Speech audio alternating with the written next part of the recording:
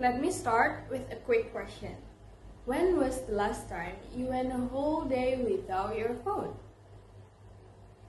Well, if you don't remember, don't worry, you're not alone. Then what happens when you keep using gadgets? It's like filling a balloon. At first, it's harmless. A little air here, a little there. You don't notice a change. But the more you keep blowing, the tighter it gets. You tell yourself, it's fine, I can still add a bit more.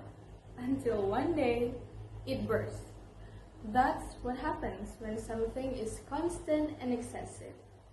It builds up quietly until it can't hold anymore.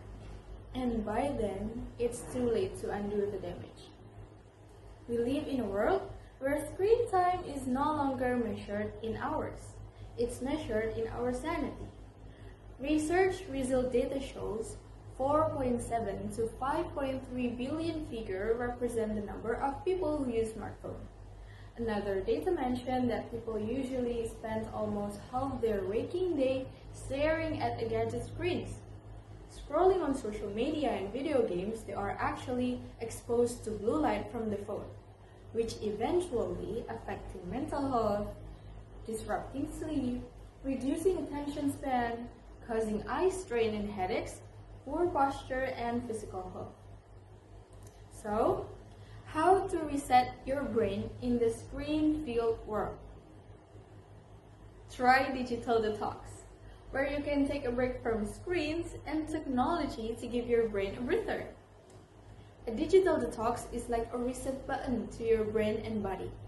It helps you disconnect to reconnect with yourself, others, and the real world. It's not about deleting everything forever. It's about being intentional with your time, reclaiming your attention span, your sleep quality, or maybe even your ability to enjoy the silence. I'm Aisyah, and now I will show you how to perform digital detox start from morning until the day ends. Okay, now let's start from the morning. When you wake up in the morning, what is the very first thing you usually do? Well, for most of us, the answer is simple. We reach for our phone, check the time, scroll through notifications, or maybe even start our day with social media. But today is going to be different. Today, we will giving ourselves the gift of digital detox. So instead of grabbing your phone, just leave it untouched. What you can do instead is simple. Stretch your body, drink a glass of water, and maybe open the window and let the sunlight in. That's how your digital detox day begins. Next, as the day goes on, remember this. Do not just rely on your willpower. We all know how tempting it is to pick up our phone and start scrolling, and that's why you need a little help. We can actually use technology to help us. Try downloading apps like Forest or Digital Wellbeing, and these apps will remind us when to stop scrolling and encourage us to stay focused on things that truly matter.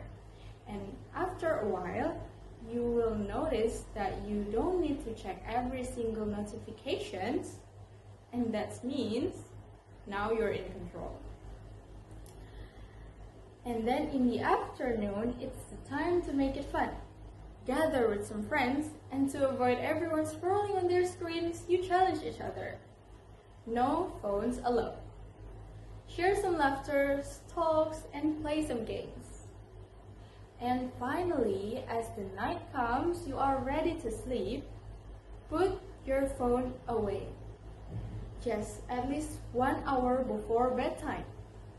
What you can do is read a book, or maybe take some notes and write down your thoughts, or simply talk with your family. Slowly, your mind calms down, your body relaxes, and you fall asleep naturally. Now, before I end this, let me ask, have you noticed how family gatherings look these days? We're all sitting in the same room, but our eyes are on screens, not each other. The truth is, being present isn't just about being there with your body. It's about being there with your heart. Imagine a digital detox for just one evening. No buzzing notifications, no endless scrolling, just laughters, eye contacts, and stories we'll actually remember. Remember, your family deserves your heart, not just your presence.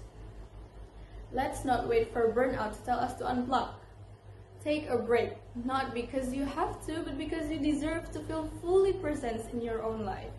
Who knows, maybe in the silence, you'll hear something amazing, like your own thoughts. Remember this, technology helps us, but don't let it burn us out. That's all.